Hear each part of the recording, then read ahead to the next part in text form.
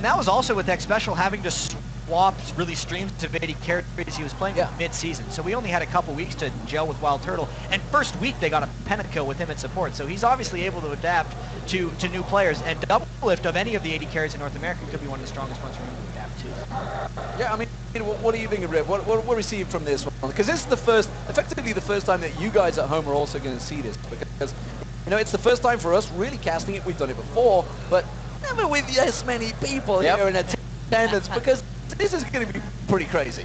I'm stoked. We're kind of in the learning experience too. This is the magma chamber. We haven't been doing 1v1s on these, so we're about to learn with these guys how hard it is to go in, what the mentality is. We heard Freak talking to Dyrus. What do you do going in? And Dyrus kind of knew that he made a mistake in the beginning. You know, there's no backing, there's no this. I should have played it differently. So these guys are also still learning. A lot of these guys just like to run back to the base, which is one of the reasons Kennon's actually so strong, because the Lightning Rush creates so much distance between the base. And banned. And it's probably a smart ban. Oh, man.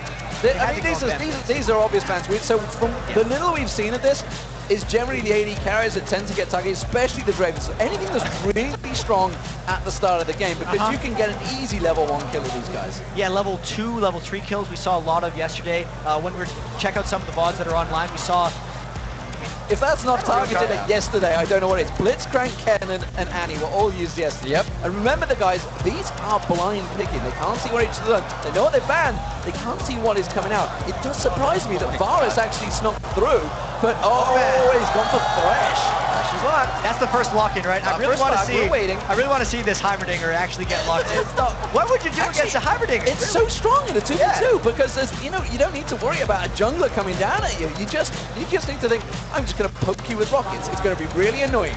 And it's obviously blind pick too, so these guys can't see what they're going against. But if you were to pick like a Darius Thresh into a Heimerdinger, you wouldn't be able to outrange the rockets in any situation. Oh, Siva's been locked. Oh man! Ah, Siva Lulu. So that's actually fairly standard partnership. Press our comps. We did see Lulu before though, and technically in the test games we had with the North American scene, Lulu was one of the strongest in there. Lulu was real strong, but look at this. Like someone said, totally normal lanes. Totally normal lanes. And they don't have to, right? We came in here saying this. It could be anything. It could be Bruiser. It could be a crowd control lockdown, but they have gone to regular.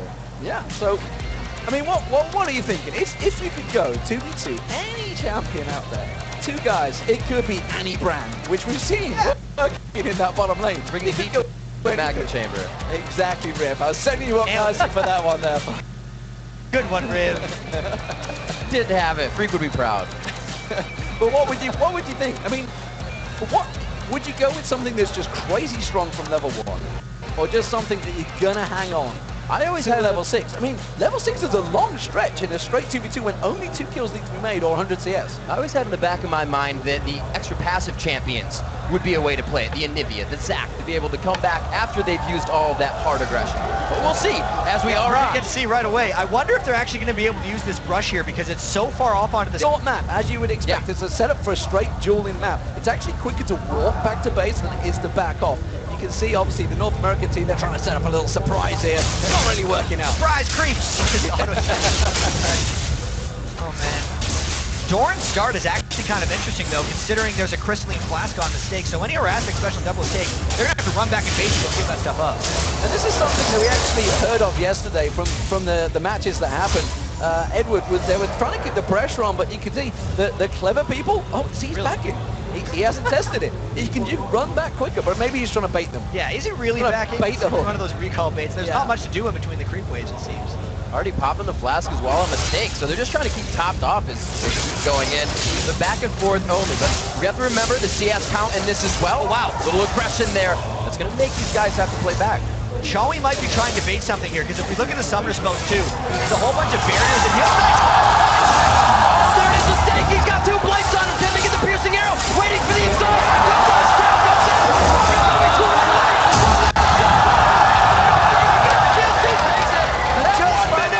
Just like that, Double Lift setting himself the strongest partnership.